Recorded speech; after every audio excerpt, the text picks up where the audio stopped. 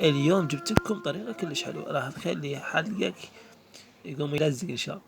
المهم هاي الموزة راح افتحها، بعد ما افتحها راح احشيها جريز. شنو جريز؟ دهن مال السيارات. المهم راح افتحها، بعد ما راح افتحها واحشيها وارجع لكم. القشر مو تاكلونه، دبوب الزبالة. المهم فتحتها، بعد ما فتحتها راح افتحها من جو، يعني ان شاء الله راح نسوي لها عملية مال حبلة مال عمليات.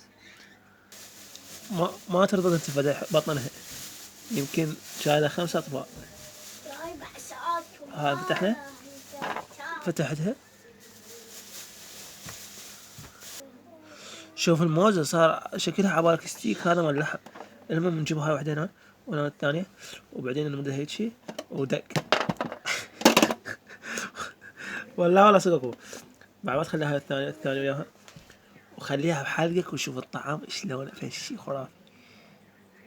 وبعد ما نكملها فرد نوبة كلها نخليها بنص الصمونة وناكلها، وبيها فائدة كلش للجسم وصحة إن شاء الله وعافية.